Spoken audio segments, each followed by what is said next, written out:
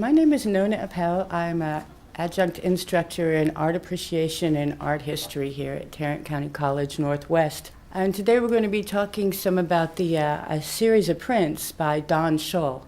As a young man, he was drafted in the Army in the 1960s and went to Vietnam.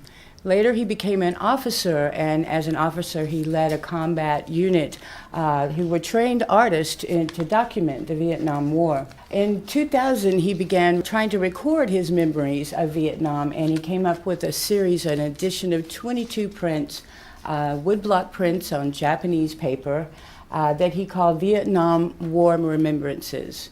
We've chosen 3 of those today to sort of give you an idea of the scope of these series of prints.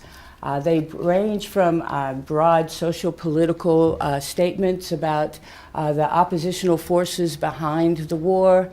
They range to the very personal experiences of the soldier in the field. And they also give us an idea of the consequences of the war and its impact on the people back home. Schol uses the technique of woodblock print, which is a matrix that has been carved in relief on a piece of wood. The ink is placed on top of that wood, and then paper is placed on top of the inked wood. Once it's been pressed, the areas that are raised in the wood take the ink, and the areas that are below that surface are white areas. So you can use this technique to create something that's similar to a pen and ink drawing, or something that's fairly similar to pen and ink painting.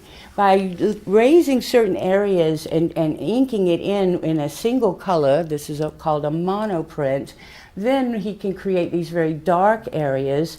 Or you can see in places where there's simple white lines, he just carved it down further so that the ink wasn't picked up in those white areas.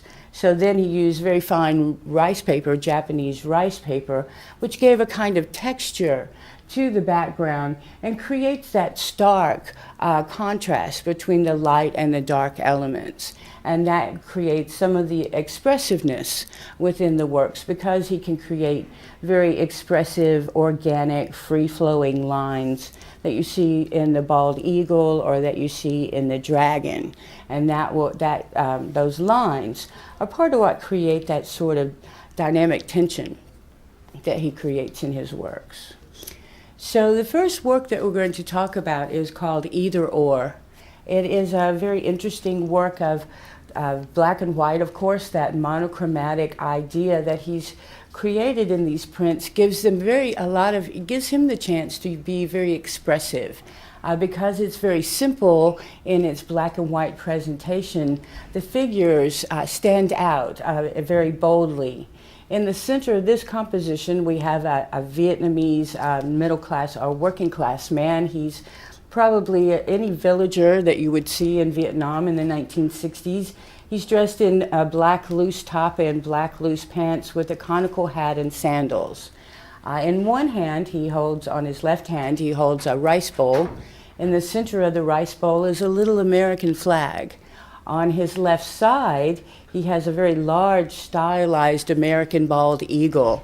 We can see it's very simply drawn with very expressive lines, and that white bald eagle head is very predominant and a very kind of predatory kind of beak. And his claws, one claw is grabbing the poor man's cheek, and the other claw is holding onto his legs. On the right side, we see a stylized Chinese dragon. He's sort of also very large. He's as large as the man. He's grabbing the poor man's other cheek. And in the right hand of the man, he's holding a rice bowl that has a little communist Chinese flag in his hand. So we can see through this use of oppositional forces, Schol is trying to give us a message about how the Vietnamese people on the ground probably felt in the 60s, being pulled by the West and the ideas of the Americans and the American eagle, and China on the other side, pulling them in opposite directions. So we get a sense between these two of how Schol has remembered Vietnam and the experiences of the people. down there on the ground. With these wonderfully exaggerated figures, he's made it sort of not comical, but at least a caricature, which sort of softens the effect of these, very dire consequences. This print is called Fate, and it seems that in this work you can really see how the woodblock print and the limited use of color of just black and white creates the kind of expressiveness that Don Schol is trying to show us. You can see how he can contrast the horizontal lines of the lower field against the organic shapes in the field, and that creates a sense of place. We have a sense of place. We're in a field. Then the vertical figure of the soldier with his fatigues and his his instrument belt around him, with the vertical and diagonal lines, rises up out of that field. Above him, we can see this night sky. And the night sky is very dramatic, the inky black with the organic curving lines that create the holes in the clouds. So we see that there are clearings in the clouds above him with little stars and little white lights that are little white spots that are creating this sense of clouds. So we have a sense of drama. And then we see, if we look behind the figure, there's a dark line, and the dark line hits about the center of his back. And from the center of his back, we look up and see his arms are raised above his head. His mouth is open. We really can't see the face except that it's bathed in light. And then we see his weapon, his gun, in the diagonal has been thrown from his hands. And we realize that the bullet has impacted through his body. And so we're frozen in time. It's almost if we're stopped, and we're very still, and we're frozen in this very personal moment. For me personally, I'm not sure if Schol was trying to say, you're walking in a field at night and all of a sudden you hear a sound and you look over and you see your buddy, and he's frozen, and in that moment of fate, that fatal moment has taken him over. Or if this is just something that every soldier walking in a field and the clouds are revealing your position, and you could think perhaps that bullet is for me. So there's several different ways you could look at this work, but in either sense you get a very personal involvement, so that he's brought you into the scene in the field at night on a patrol. And that's part of the, I think, the appeal of his prints, is because he can create with very simple compositions, create very complex moods. And he said that he wanted to create a type of art that made you feel rather than think. So he wanted your initial understanding of this work to be a feeling.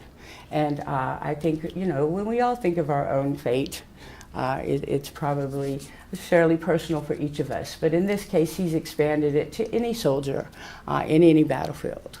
This third one that I wanted to talk about today is probably the most complex composition, and it probably has the most universal message. It's called Going Home. And we see in front, in the foreground, we see a row of oblong rectangles. We see them foreshortened with stripes of black, alternating rows of black and white that lead us up the composition. As we look at these rectangles, we realize the rows in the left-hand corner, there's another rectangle in little spots. So we recognize that we're looking at American flags. As we look at the rows and the implications, the idea comes to us that we're looking at flag-draped coffins. At the end of that row of coffins, in the upper ground, we see on the left-hand side a female figure with a downward turned sword. This is a common memorial for fallen soldiers in American cemeteries. And so we understand that we're looking at a war memorial figure that is sort of a foreshadowing of when these coffins go home, that they'll go into American military cemeteries for the most part. Then Don Schol has outlined in the upper ground this broad area, rectangle, horizontally oriented of white space. So he's left a lot of the ground empty and used mostly implied lines, such as the implied lines of the cargo ship. We can see just a black, bulky shape of a cargo ship with its landing gear down.